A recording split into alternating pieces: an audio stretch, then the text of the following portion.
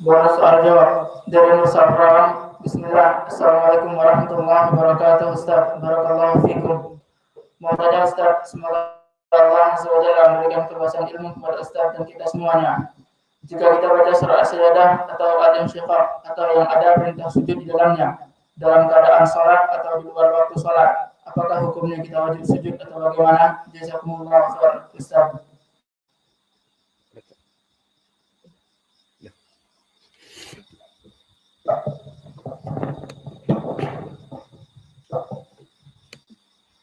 Bismillah.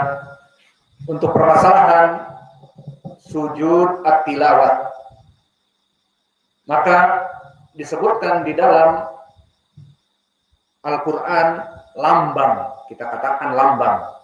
Sujud itu sekitar 15. Namun yang jadi permasalahan, apakah dari lambang hanya sekedar lambang sujud itu kemudian kita sujud? Ataukah harus mengikuti dalil yang sharih? Dari mana lambang-lambang itu diadakan? Maka jawabnya, sujud at-tilawah dari yang 15 yang ada dijadikan di dalam Al-Quran lambang untuk sujud tilawah, itu tidak kita lakukan kecuali yang sesuai dengan dalil. Kita masuk yang pertama, tentang permasalahan apa hukum sujud at-tilawah. Sujud at-tilawah hukumnya sunnah, bukan wajib. Maknanya jika seseorang membaca Al-Quran baik di dalam salat ataupun membaca Al-Quran murajaah di luar salat ataupun tadabbur, maka di sini dia disunahkan untuk sujud, dinamakan sujud at-tilawah. Dan catatan di sini untuk yang melaksanakan sujud tilawah di waktu sholat, agar melaksanakannya di sholat al-jahriyah, seperti sholat fajar, seperti sholat maghrib wal isya. Karena kalau di sholat yang bukan jahriyah, sholat duhur, tiba-tiba sujud tilawah, bingung orang ini baca apa, kita nggak tahu, tiba-tiba sujud tilawah. Hah? Alhasil disebutkan oleh para ulama dan itu mendekati kebenaran, sujud at-tilawah di dalam sholat, tapi kalau di saat membaca ya sudah, dia sendirian. Namun di saat sholat berjamaah, maka sholat yang jahriyah, maghrib, al-isya, wal fajr, dan juga al-jum'ah. Lalu mana pendalilan kalau sholat, kalau permasalahan sujud tilawah ini bukan wajib?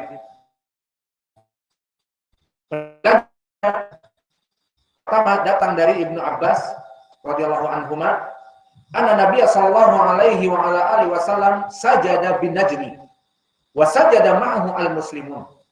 Bahwa Nabi membaca surat An-Najm, kemudian bersujudlah Nabi, sujud tilawah, wa sajada ma'ahu al-muslimun, dan kaum muslimin juga sujud bersamanya di dalam salat jahriyah dan juga di dalam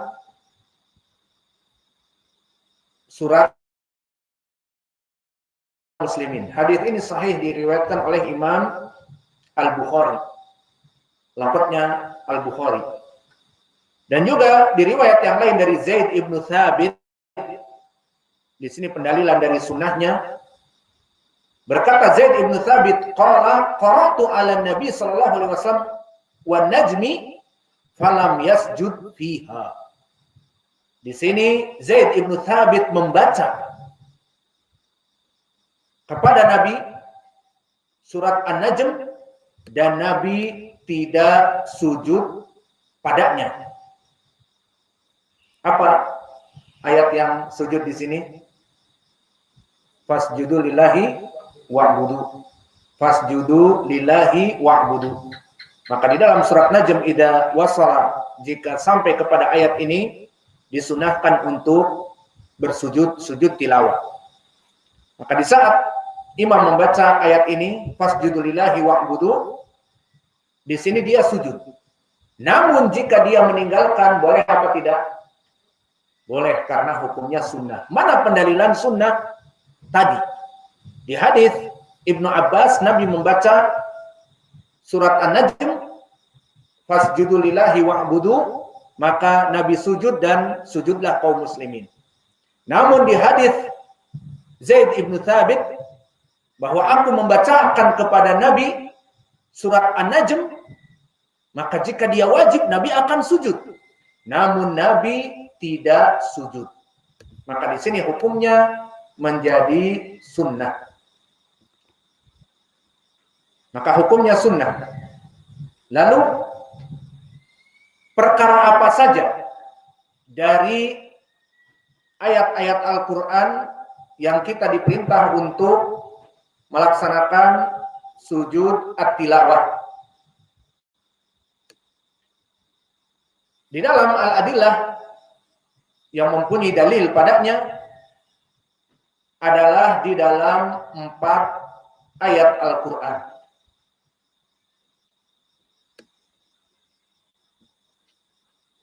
Maka yang pertama di dalam surat An-Najm tadi, dan pendalilannya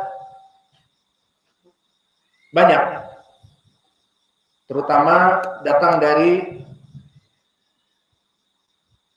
Ibnu Abbas seperti kami sebutkan tadi. Dan begitu pun datang dari adillah membaca idza sama'un syaqqaq, seperti hadis yang diriwayatkan oleh Imam Muslim dari Abi Salamah Ibni Abdurrahman dari Abi Hurairah, bahwa Abu Hurairah qara'a lahum idza sama'un syaqqat fasajada fiha, bahwa Abu Hurairah menjadi imam. Kemudian di saat membaca idza sama'un syaqqat fasajada fiha, falaman sarafa akhbarahum anna Rasulullah SAW sajada fiha. Maka di saat selesai dari sholat, dikabari oleh Abu Hurairah, aku tadi sujud membaca idza sama'un syaqqat karena Nabi dulu sujud pada ayat ini. Ini diriwayatkan oleh Imam Muslim, dan di lafaz yang lain sajadna ma'an Nabi. Di sini dari Abi Hurairah, kalau tadi dia jadi imam kemudian memberitahukan, di sini perbuatan dia bersama Nabi. Sajadna ma'an Nabi sallallahu alaihi wasallam fi idza sama'un syaqqat wa kadzalika iqra bismi rabbika. Maka dari hadis yang kedua di riwayat Abi Hurairah menjadi pendalilan bagi kita di dalam 2 surat tentang disunahkannya sujud at-tilawah. Adapun di dalam surat Al-Insyiqaq, di dalam ayat apa? Wa idza quri'a 'alaihimul Qur'anu la yasjudun, di situ. Bukan idza sama'un syaqqat kemudian sujud. Tadi hanya sekedar judul saja. Tamam. Juga di dalam ucapan iqra bismi rabbikal ladzi khalaq, sujud, gitu. Tidak, di dalam surat Al-Alaq, kalla la tuti'hu wasjud waqtarib. Di dalam ayat ini. Bukan iqra bismi rabbikal ladzi khalaq, sujud. Bukan, itu judul. Paham ya? Jadi sujudnya di ayat-ayat sajdah. Ini yang 3 perkara di dalam adillah yang disebutkan. Dan ditambah yang keempat diriwayatkan oleh Imam Al-Bukhari dari Ibnu Abbas di dalam surat yang keempat, berkata Ibnu Abbas, laisa min azaimis sujud wa qad ra'aitu Nabiya sallallahu alaihi wasallam yasjudu fiha. Maka aku melihat Nabi di dalam surat Shad, maka dia melaksanakan sujud at-tilawah. Maka di dalam surat Shad ini bagaimana prakteknya? Shad wal Qur'ani dzikri, sujud. Apa gimana? Di dalam ayat yang setelahnya apa? Wa kharra raki'au wa anab. Maka di sini wa kharra raki'au wa anab, baru dia sujud. Hadisnya di Sahih Al-Bukhari. Maka dari sini barakallahu fikum, jumhur ulama menyebutkan kapan kita melaksanakan sujud at-tilawah, baik di dalam salat al-jahriyah, terutama mengikuti imam atau dia menjadi imam atau menjadi makmum mengikuti imam, maka di dalam maudhi surat An-Najm fasjudu lillahi wa'budu, dan juga di dalam surat Al-Insyiqaq di saat dibacakan wa idza quri'a alaihimul qur'anu la yasjudun, dan juga di dalam surat Al-Alaq wasjud waqtarib, maka dia sujud, dan juga di dalam surat Shad wa kharra raki'au wa anab. Maka di dalam 4 surat di Al-Quran atau 4 ayat ini yang ada pendalilannya untuk melaksanakan sujud at-tilawah. Dan ini madhab jumhur ulama, baik dari kelompok Abu Hanifah ataupun dari kelompok Asy-Syafi'iyah dan kelompok pengikut Imam Ahmad Al-Hanabilah, dan diriwayatkan oleh Imam Malik. Dan begitupun ini adalah ucapan dari as-salaf dan dipilih oleh Ibnu Hazm. Maka 4 ayat inilah yang dipergunakan. Adapun dari pertanyaan tadi diantaranya surat As-Sajdah, maka surat As-Sajdah di sini tidak ada dari pendalilan yang sahih yang menyuruh kita untuk melaksanakan sujud at-tilawah ataupun dulu Nabi melaksanakannya. Dia hanya termasuk dari alamat-alamat yang ada, namun dalil-dalilnya wallahu a'lam tidak ada yang sahih. Maka cukuplah dengan 4 perkara yang kita sebutkan tadi. Dan pendalilannya telah kami sebutkan. Adapun pendalilan tentang permasalahan al-insyiqaq idza sama'un syaqqat, maka dari riwayat Muslim dari Abi Hurairah. Dan juga tambahan dengan al-alaq membaca idza sama'un syaqqat waqra bismi rabbika, maka ini juga diriwayatkan oleh Imam Muslim. Sehingga hadis pembacaan al-insyiqaq dan iqra itu diriwayatkan oleh Imam Muslim dari Abi Hurairah. Adapun pendalilan tentang pembacaan surat Shad, maka di hadis Ibnu Abbas bahwa dikatakan qad ra'aitu Nabiya sallallahu alaihi wasallam yasjudu fiha. Berarti inilah dari 4 ayat yang mana kita diperintahkan untuk melaksanakan sujud at-tilawah, dan yang terakhir di surat An-Najm. Dengan pendalilan diriwayatkan oleh Imam Al-Bukhari dari Ibnu Abbas bahwa ma'ahu al-muslimun, Nabi melaksanakan pembacaan di surat An-Najm, dan Nabi sujud dan diikuti oleh kaum muslimin yang tentunya menjadi makmum untuk melaksanakan sujud. Kemudian hukumnya tadi telah kita sebutkan sunnah. Mana pendalilan sunnahnya? Sharifnya mana? Yang memalingkan dari kewajiban menjadi sunnah mana? Hadis Zaid ibn Thabit. Di saat Zaid ibn Thabit membacakan kepada Nabi, zahirnya qiraah, atau mentalkinkan kepada Nabi surat An-Najm, maka wa kharra raki'a wa anab di dalam surat An-Najm, bukan surat, maka Nabi tidak mau sujud ataupun tidak dikabarkan Nabi sujud.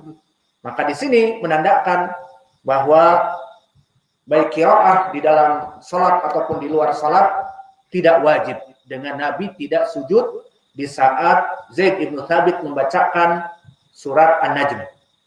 Kemudian masalah tambahan, di saat kita hendak sujud tilawah, apakah kita bertakbir? Misalnya di saat membaca wa kharra raki'an wa anab, itu kan berdiri kita. Kemudian itu kan ayat sujud. Nah, terus apakah kita Allahu Akbar sujud? Maka telah datang hadis permasalahan lafaz takbir, bahwa dulu Nabi di saat sujud at-tilawah maka dia takbir. Namun hadis ini dhaif.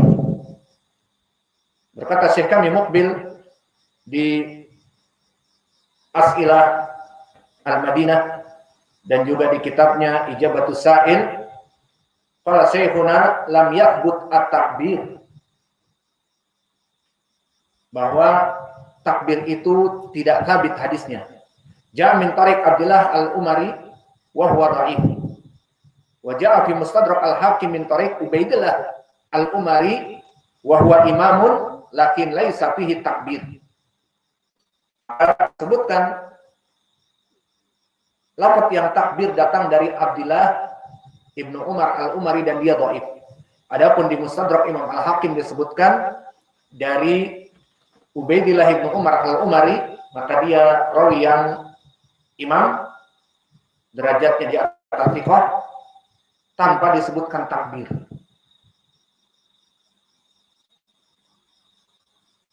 Maka al-muhim lam yathbut, kata Syekhuna, tidak sabit untuk bertakbir. Lalu bagaimana langsung sujud? Maka diikuti oleh para makmum untuk sujud. Masih ada waktu, selesai. Kita tutup faedah kita dengan lalu apa yang dibaca. Untuk permasalahan apa yang dibaca, telah datang periwayatan-periwayatan dalam bentuk mutlak membaca sujud, tidak dinamakan sujud at-tilawah, tetapi membaca doa di waktu sujud. Kemudian datang lafaz yang muqayyad bila disarih bahwa ini adalah sujud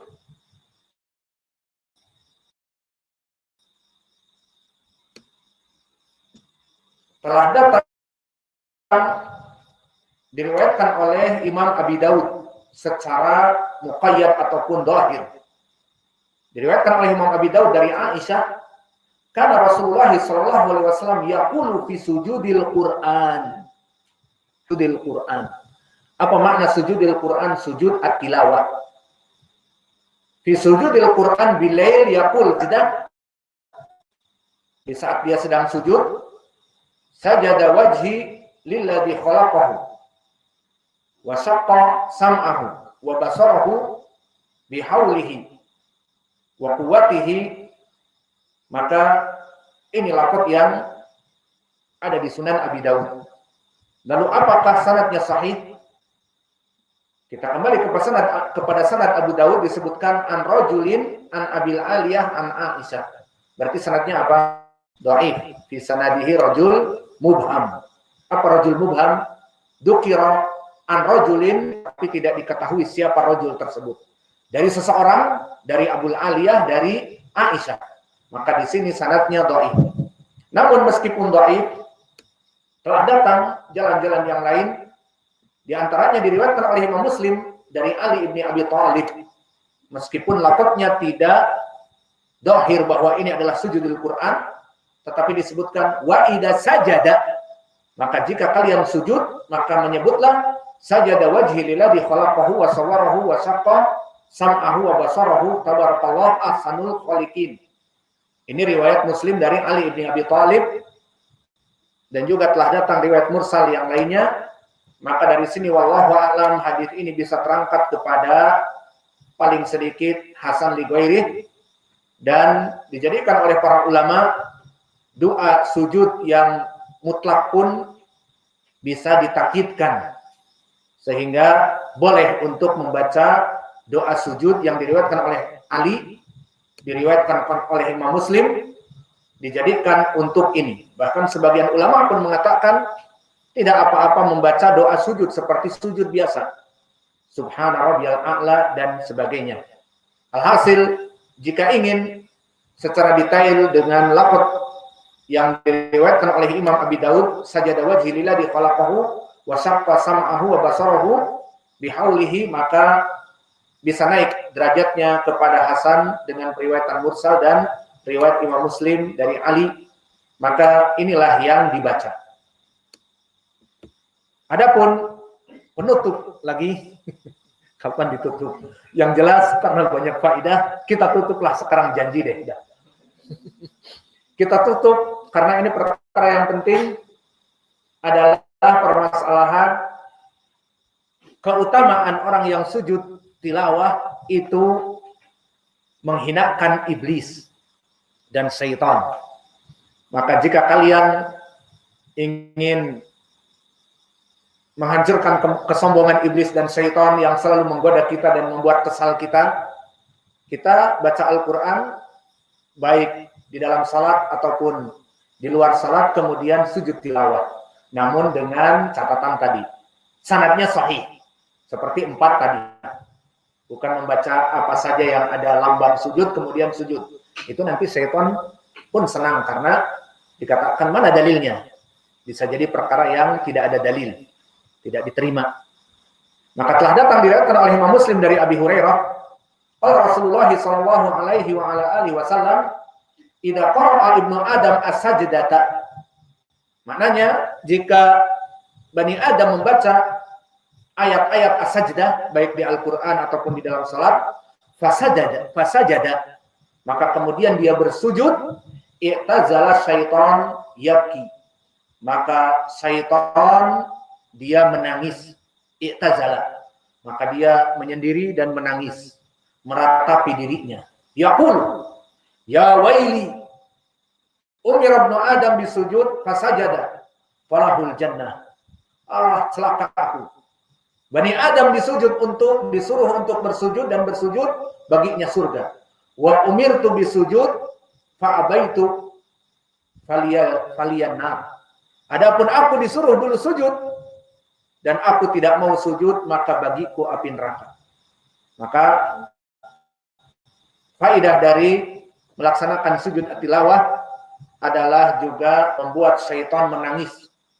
Namun lihat bagaimana ar-rajim, Allah sudah melaknatnya dan sudah dijanjikan la'amla'anna jahannam minka wa mimman tabi'aka minhum ajma'in, maka Allah pasti akan memasukkan iblis dan pengikutnya kepada api neraka. Maka begini pun tetap dia akan menggoda manusia dan tidak bertaubat. Meskipun menangis, setelah itu buat lagi keonaran, mengganggu kaum muslimin dan sebagainya. Memang sudah mal'un, sudah ar-rajim, sudah dicampakkan oleh Allah dari hatinya untuk mendapatkan hidayah. Maka ini yang bisa kita berikan dari pelajaran fikih ditambah bonus. Naktafi ilahuna wa jazakumullahu khairan wa barakallahu